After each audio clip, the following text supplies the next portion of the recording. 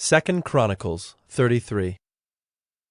Manasseh was 12 years old when he began to reign, and he reigned 55 years in Jerusalem. And he did what was evil in the sight of the Lord, according to the abominations of the nations whom the Lord drove out before the people of Israel. For he rebuilt the high places that his father Hezekiah had broken down, and he erected altars to the Baals, and made Asherahs, and worshipped all the host of heaven, and served them.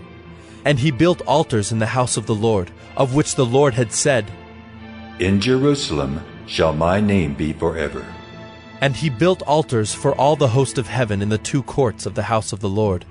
And he burned his sons as an offering in the valley of the son of Hinnom, and used fortune-telling and omens and sorcery, and dealt with mediums and with necromancers. He did much evil in the sight of the Lord, provoking him to anger.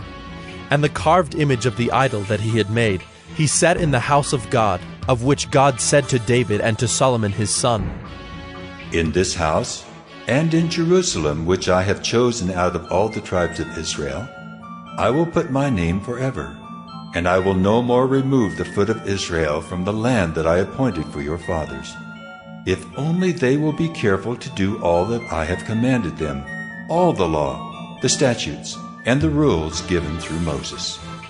Manasseh led Judah and the inhabitants of Jerusalem astray, to do more evil than the nations whom the Lord destroyed before the people of Israel. The Lord spoke to Manasseh and to his people, but they paid no attention. Therefore the Lord brought upon them the commanders of the army of the king of Assyria, who captured Manasseh with hooks, and bound him with chains of bronze, and brought him to Babylon. And when he was in distress, he entreated the favor of the Lord his God, and humbled himself greatly before the God of his fathers. He prayed to him, and God was moved by his entreaty, and heard his plea, and brought him again to Jerusalem into his kingdom. Then Manasseh knew that the Lord was God.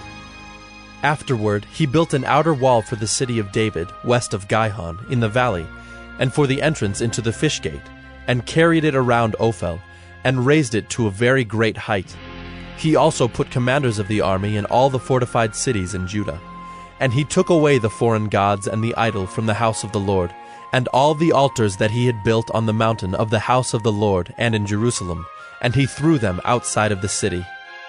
He also restored the altar of the Lord, and offered on it sacrifices of peace offerings and of thanksgiving, and he commanded Judah to serve the Lord, the God of Israel.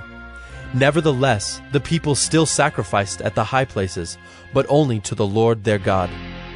Now the rest of the acts of Manasseh, and his prayer to his God, and the words of the seers who spoke to him in the name of the Lord, the God of Israel, behold, they are in the Chronicles of the kings of Israel. And his prayer, and how God was moved by his entreaty, and all his sin and his faithlessness, and the sites on which he built high places and set up the Asherim and the images, before he humbled himself, behold, they are written in the Chronicles of the seers. So Manasseh slept with his fathers, and they buried him in his house, and Amon his son reigned in his place.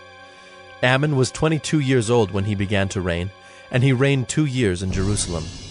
And he did what was evil in the sight of the Lord, as Manasseh his father had done. Amon sacrificed to all the images that Manasseh his father had made, and served them. And he did not humble himself before the Lord, as Manasseh his father had humbled himself. But this Amon incurred guilt more and more, and his servants conspired against him, and put him to death in his house. But the people of the land struck down all those who had conspired against King Amon, and the people of the land made Josiah his son king in his place.